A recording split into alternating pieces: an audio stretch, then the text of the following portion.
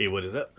Make another update video here for how it's going with adapting over to C code from Basic. I was using picbasic Pro to dabble with my microprocessors over the last 10 years or so, and then just figured I'd stop fighting the system and go with C. So this is XC8 for the Microsoft MPLAB. So I think I'm actually making decent progress for getting into it a couple weeks now or whatever. So pretty long program right now, getting most of some of the nitty gritty now added. The other day I had some of this, and I got somebody that knew C code to chime in. So we're talking about how I was sending the my values, like there's some values or whatever. So some of it is what I was doing. Some of it, he gave me some ideas. I cleaned up some of it today, but like, you know, here's one string. We're talking about the S print. I was already kind of using it, but I'm still, this is the part I was asking them in the comments section. I'm like right here, I'm trying to read like what people write up, and it just seems like there's no consistency with a lot of what I found, you know, with people writing to the LCD and how to do the things. But basically, see how my temperatures, like some of them are reading 0, some 76, right? I have like a potentiometer on a couple of them, and then an actual thermistor on one, which is reading pretty close to like what it is in the space. That's analog channel 0, like they're 83 degrees. See how they all, like 0 is just one digit, and then like the double digit ones are reading 2 digits, and if it was over 100 or more, it should be 3. Well, with the picbasic, you just added this thing decimal 3, right? I put that in there when it was printing that variable, and then no matter what, it used 3 spaces on the LCD. So if it was 0, it'd just be 000. You know, if it was 76, it'd be 076. So trying to figure that out, how to do that. And maybe it's not actually important after all, but I'm just still kind of curious how to always make it. I mean, if you're doing a clock or something, you would... Actually, now that I'm saying it, I guess if I looked up how somebody did a clock, I guess that would probably explain that for me, huh? I think I might have answered it. Now I know what to go look up to figure out. Because yeah, clock formats, you always have the digits looking the same in the same spot. So the way I'm keeping them in the same spot is I'm printing the string of text, but then I move the cursor to that starting position, right? And then like right here, set cursor to 14th position. So 14, 15, 16 is the 16 column displayed. Like this one's a 20 by 4. This is a 16 by 2. So 16, so I got the 16, 15, and 14th place. This is still running from the 13th over, but I just changed it to 14 now. So it should keep my values, my number variable values all the way over here to the right, and then I can just put stuff there, and it'll work, because it doesn't matter how long this is. If I just move the cursor over and print the last 3 spaces for my value of my variable, it'll always print. So I guess I don't really need for what this is going to be to always make it 000, you know, three decimals lit up, but it is be interesting to know how. So anyway, I'm rambling on that. So I kind of fine-tuned a little bit of some of that stuff down there that I already had the code working the other day. I went in here and started adding some more code. So I got my compressor start function. So basically, this is just changing my duty cycle of my pulse width modulation up to get the fan running, just speed it up. I'm probably going to change this to something else later, but that's just for now. And then just in case there's any heat soak, I just want the fan to start, and then start the compressor after 5 seconds. So I have a temporary value of 5, and then it's going to do this. It's going to go print that startup, ODM, and compressor. Then it's going to go print the temp, which is a function, and guess what? It's not going to print the right value. You need to print the, oh yeah, well, because T value is what it prints. So it's going to print that, and then it's going to delay 1 second and then do it again at 4, and then 3, and then 2, and 1, and then 0. It's going to be done. So doing this while, you know, the value is not 0, basically, which is this statement value is greater than 0. And it should work. And then when it's done with that 5-second delay and telling me that it's doing that 5-second delay and countdown 5, 4, 3, 2, 1, 0, then it's going to turn on the compressor and leave this function and be done with it. It's just going to do this whenever it first starts the compressor. And then when it's doing a shutdown, it's going to do something similar, except for 10 seconds, it's going to go ahead and stop the compressor right away. But then I'm going to ramp down that outdoor fan while saying that it's shutting down. And then kind of notice I'm looking in here that I do need to add this 1 second delay function, or, command into my function there. So what, right before the while, I think, and after print. So kind of reading this stuff out, You can kind of see stuff you forgot. Paste that right there. And it's going to be a 10-second. It's just a note to myself in the remarks. All right, so I got that function. These are all pretty simple functions. Fine-tune my EXV close and open one. So whenever I first, this basically either a shutdown after the compressor, or whenever the power is booted, it's going to always run this function here. And it's going to basically just count 255 times to 0. And it closes my EXV. And I think I already mentioned that. It's going to say that it is and give the value. And this is the hard way to do value. This is, I think, what that guy and I were talking about. So I guess there's another way to write it, which was that other way now. So I guess I could change that if I want to, huh? But this is the other way I found somebody was doing it. And yeah, that was shifting over my 3 decimal value, from 1s to 10s to 100s, and printing it one at a time to the LCD when I could just do it all at once with a different function. So, but it closes, and I'm going to have it go ahead and just put the direction to close, and then just do a pulse to both EXVs. There's like the board that's out there in my unit is a dual one. See, and that's actually, this board has got to add another one of these on there. But and this is exactly the thing I already have working out there. It runs the 2 EXVs out there. So it's good. This just generates the pulse. So basically, we make that EXV1, high, wait 1 millisecond and go low, and that generates a pulse. And then same thing, I'm going to do it with this other output. So it's just going to close both EXVs, just to make sure I already closed. It'll do 255 steps. Doesn't matter. That way it doesn't matter where it left off. It'll always home it. So, so that's that function. I can minimize that. And then there's the open one, which, I'll just kind of open it to 70, And it's got to do the case here, or the if, just did statement there. If it's a summer winter switch is 0, we're gonna open the indoor one. If not, then we're gonna use the outdoor one. And this SW variable is how I determine whether the indoor evaporator is enabled or not. So it'll when it's not enabled, then it's gonna switch to the outdoor one. So that's gonna be a little squirrely whenever I have something. Say this can no longer be ran, but yet I'm still heating my water, but this is done cooling. And I'm going to have a sensor on the wall, so if it gets below 69, it's going to say, hey, you can't continue to cool this room to get heat for the water, so you're going to have to go to the outdoor coil. So I'm going to have this thing go through a shutdown sequence and probably stay out for 5 minutes for the suction line and everything to kind of normalize temperature, and then go ahead and just restart, but restart with the outside evap. So it's going to be a little squirrely making this hybrid thing. From what it's right now, I'm just running just this evaporator on one compressor, and then the heat pump for the water heater on another one. I'm trying to make them all be on one and just use 2 EXVs, 2 coils. They don't both run at once though. It's one or the other. So I don't need to cool the outside. It just needs to take the heat from the outside if it's too cold in this room. Hence why I call it a summer winter switch. So it's going to be based off of various inputs. I'm going to have 2 thermostat inputs. Basically, it's going to say when the water heater has a demand for heat, or when this room has a demand to cool, which comes out the Ecobee.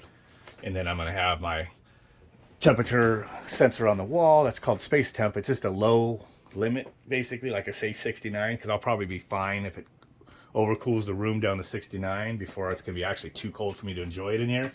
So, and then likewise with the water heater, if like in the summertime, right, and I just need this thing's cooling a lot, well, the primarily spot's going to be to reject the heat in there. Well, it's always going to need to reject the heat in there when there's the demand from my thermostat from the water heater up to like 30, let's say. But if I'm cooling the room in the summer, because it's cooling a lot, well, I'm going to want to continue just to go ahead and add more heat to that. I could go above 130. So I'll say I'll put a thermistor in there and program its high limit for 150. So when this thing's cooling, I'm going to run that pump until that I hit a high limit. That sensor is in there, and it'll say, oh, it's 150. No more rejecting heat in there. It'll stop the pump, and then at that point, after the water heat exchanger, it loops through the circuit in the coil outside. It'll just, do that and modulate the outdoor fan motor to keep based on liquid line temp. So that's all inputs. So it's getting like, make my coding a little squirrely. I gotta, adapt, figure out how I'm gonna do that. But I got some ideas, and as I explain this, recording videos, it kind of makes me think of issues as I talk to the camera. So that's what these little update videos are actually pretty good to do that. So that's that function, and that's actually, oops, I scrolled up from that, for opening and closing the valve. But basically, once it's running, then I have to do superheat control with the EXPs. And so that's where this nitty gritty, I think this will all work. And by the way, everything compiled with no errors. So it did take a couple tries. I'm still learning how to get all these, brackets in the right spot. I did realize I can grab a block and use shift and tab and alt tab to kind of move it one direction or another, and I kind of stepped it out to where I can just look at this and go, okay, this is all the cases, the if statements, everything kind of indents in and indents back out. Kind of, I think, get a kind of an idea of how many stacks deep this thing might be. I guess you can only go so much with these things. You get a stack overflow, so hopefully I never encounter that. But so basically, my summer winter switch has a big effect here. So as it's running this EXP thing, whether it's still on the indoor evaporator, which is summer, which will be a 0, or if that's disabled, and I'll consider that winter, which I'll make that a 1. It'll go to the outdoor evap. So when it's on the indoor, this case is 0, then it's going to be the function here, superheat function. So basically, T section minus 12 is greater than the indoor evaporator temperature. Well, then that means my superheat is more than 12, and I want to go ahead and, if that's the case, then we're going to go ahead and turn the direction of my EXP stepper, to the open position, and go ahead and generate a pulse, which is that 1 millisecond off 1 millisecond, and then go ahead and increment the variable I have to keep track of where that is. Right? It's about 255 steps. So I'm using 8-bit word. And that just works out perfect, just like it is in the unit that's running right now. And then, but if the temperature of suction minus 10 is less than the indoor evap, that means your superheat's less than 10, essentially, right? Say this, my suction is, 49, well, this is 40. 49 minus 10 is 30, will be 39. So 39 would be less than 40, and that's how you know it's less than 10 degrees superheat. And it's like, whoops, superheat's too low. Go ahead and close that valve one step. So it's the same thing, except for I change the direction. So this expander valve here is a cutaway, and I had that running for you guys before in the last video. It'll just do one step, and it will close one step up here, and then decrement it so I know that my position is now one step. And once it's done with this subroutine, it's going to send that out through my LCD function and tell me EXP position is that. All right, daughter just interrupted me. So where was I?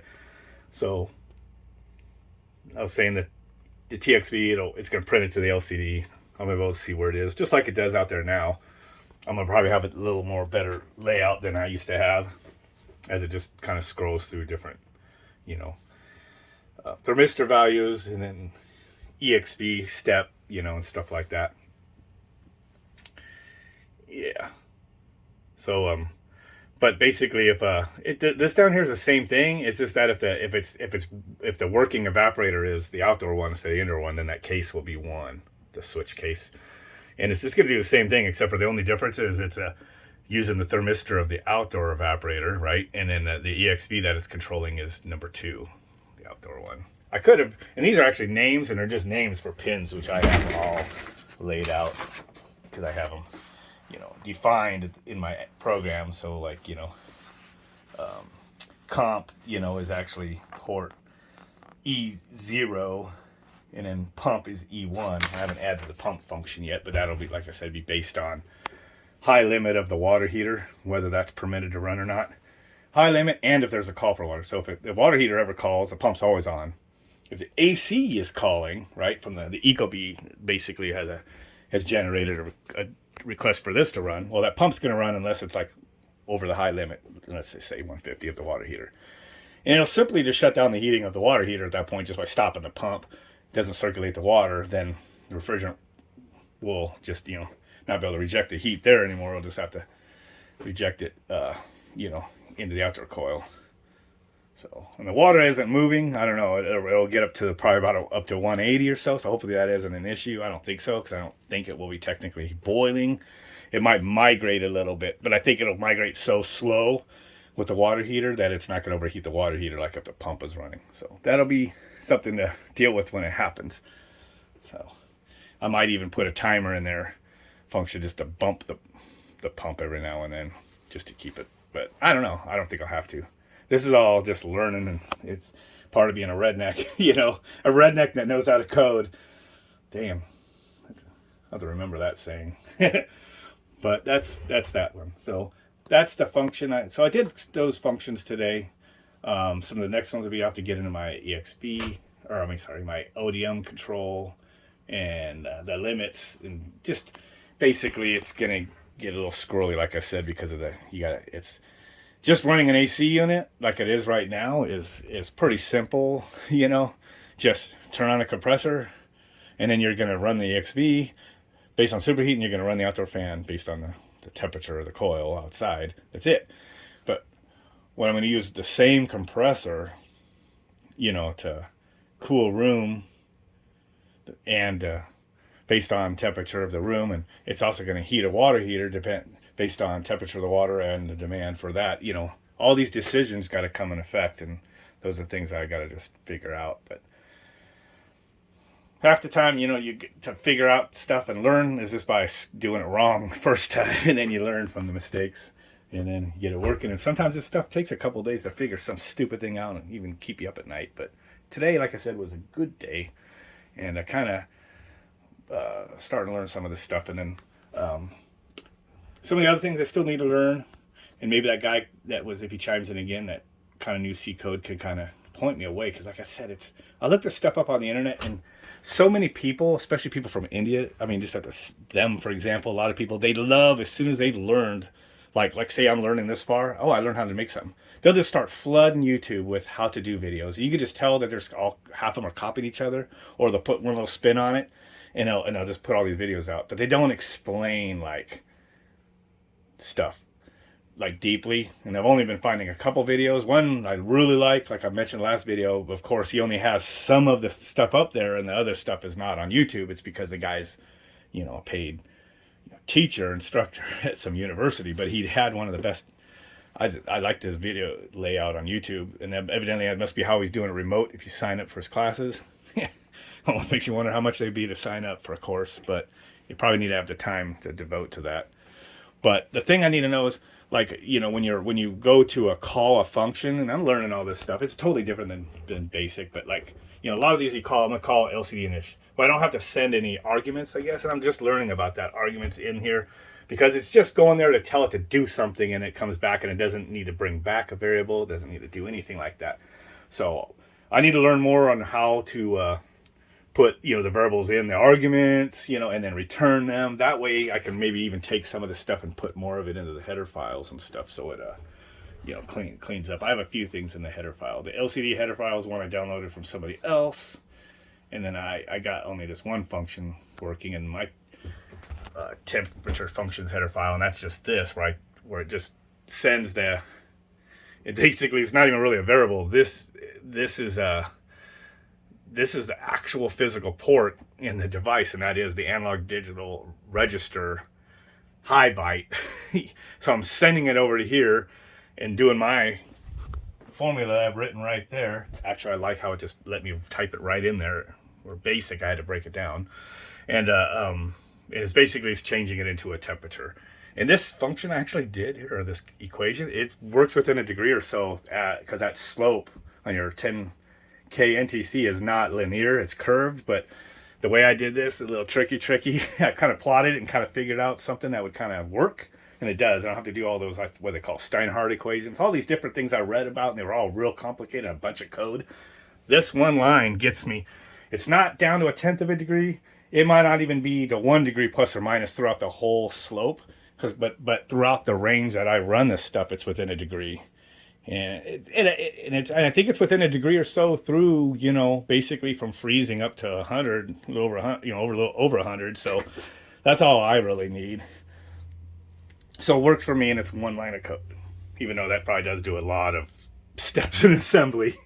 But I got that one to go into a header file just to take some of the bulk so you can kind of see how I'm scrolling. And like I said in the last video, I did learn how to click these little buttons to minimize stuff. It's still there, it just says 18 lines. It just so when I close a bunch of things, as I scroll this to the top to bottom, I can say to look at my defines and go back down. I have to look through every single line. You can see there's 47 lines, 39 lines.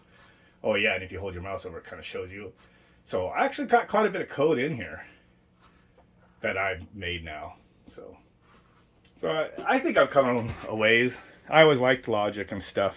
So, and I like electronics, and so I guess the advantage I have maybe on some people that code but don't do electronics and stuff is that I can visualize, a transistor, being biased on and stuff like that, or latched, or flip-flops, right? Stuff like that, which is what a lot of registers are, just a set, clear flip-flops, stuff like that. That's what makes these things work. So I could kind of visualize some of that.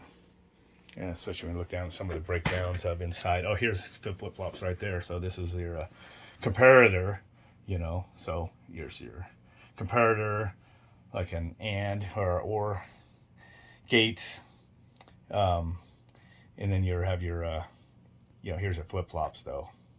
D is kind of like, some are set, reset. This is like just data port and enable. So this clocks it, and whatever this is what this will be until you clock it again. Stuff like that. I think that's the tri-state. That's after, but yep. All that kind of stuff. So some of that stuff's up there just to stare at. My circuits that I've made, this is my dual EXV one. So I had to do these things, and if you look if anybody uses these little boards, if you look like on eBay and Amazon stuff, you see a lot of people go, hey man, these things jump and like spins on its own. And I noticed that. You use the data, okay, I don't know where that cut off, because a phone, in true Samsung function, it stopped the video and said it was too hot. As I'm standing in a room recording, and I felt the phone getting hot. Anyway, starting to say is I noticed that on these little stepper motor drivers that people noticed that the inputs were kind of real picky, and it would show you on the diagram how to use them and everything, but it's just like, I don't know, man, if that voltage floats at all or fluctuates at all, it'll give like false inputs, and the chip, it'll like just randomly. And now you notice in the comments on eBay and Amazon and stuff, people that complain about that a lot. But I noticed that one sure way of keeping it from doing that, and here's the breakdown of that, right? It's step input, is to tie that up to 5 volts plus rather than try to keep it at ground. I just noticed like trying to pulse it the other way, it would just be like weird. But I noticed if I do it this way, that it works better. And then so this is an optical isolator, which is this little tiny chip right there, and there's my pull-up resistor. Going to this is that going up. It just basically whenever and this is my step input, so there's a resistor, I put on here, which I actually just have on this breadboard for right now, but it goes on there and sends the like number 1 and number 2. Number 2's down here or whatever, but direction, and then the step, it just powers the optical isolator, photo LED inside, and then this collector one just grounds out that, so it's like gives a, when it go on here, it's a logical, how should you say, negative edge trigger. It works that way anyway. So, and then this just gives a pulse, and then this here just steps what direction it goes. So that's why in my code I do no power here, and it opens the valve, and then if I want to close the valve, I put logical 5 volts there, and then pulse it, and then now it's closing it. So this is, like I said, this is that board, dual input. These are the 6 pins right here. So this board worked. I just was able just to print up another one, and then just mill another one, and then slap a chip on there. So I just got to add, the one that's out in the unit actually already works. So this is mostly just for prototyping. So anyway, if anybody watches all the way through, good for you, I guess. So the people that kind of into the geek stuff, they might watch it all. A lot of it's just me rambling. A lot of it, like I said, helps me kind of, as I explain it like it's to another person, to the camera, like I find stuff that I need to fix. So that's cool. So I already fixed some stuff tonight. And then I'll progress from there. So I'm starting to build up all the different functions. And like I said, I have to get through the scrolly stuff. I got to think of the way I'm going to have it switch modes. I just have to have it watch the inputs. And there's certain conditions. I'll have to probably have it record like all my inputs. You know, the two thermostat inputs and the two high limits. They're all basically conditions for how the unit runs. And basically, if it changes, I'll have to just basically have it go to a shutdown, and then for like a 5-minute delay on break or something, you're right, and then have it just look at whatever the current input is and restart in that mode. At first I thought that would be silly, you know, just go ahead and just switch like the expansion valve while it's running, but like I thought in my mind, I go, nope, because right at that instant, you know, this coil was at freaking 40 degrees going in, and it was coming out 52 degrees, between 50 and 52 on the suction line. It was all happy, and all of a sudden you just go, oh, open that expansion valve and open this one. Well, the temperature on that will be warm, be like a negative superheat, right? It's just gonna it's gonna be pissed. So nope, I'll just have it probably just do a shutdown, stay off 5 minutes, restart to a fixed, you know, EXV position, and until it, you know, gets through the steps of ignoring it, like a minute or 30 seconds or whatever, and then it'll start making the adjustments, and it'll work, because it won't need to probably switch modes while everything's running that often. So, but what mostly happens in here is that I come out here in the afternoon and this AC just cycles. It cools the room real easy, but people use hot water like when it's dinner time and stuff, and the water heater gets kicking on. So that actually stays on for like up to an hour, depending on how cold they get it, where this is cycling. But like I said, this will cycle to 75 or whatever I set it for, but if the water heater's running, well, then it's going to ignore this input, you know, if the water heater's running, and continue to use the evaporator until it gets to a low space temperature, like 69 or 70. I'll have to see what I can tolerate before it actually has to do the, you know, go into the shutdown again and then restart, you know, with the outdoor coil. But see, my mind is just spinning and I just ramble on. So anyway, if you want to see more of my projects and other stuff, don't forget to like and subscribe. But just another video, just off the cuff, just editing it, not even editing it, just splicing the videos together on the phone and just shooting it to YouTube. Just all I have time for right now, and it is like 11:30, I think, or actually it turned midnight on me, so it is definitely time to get out of here. Late.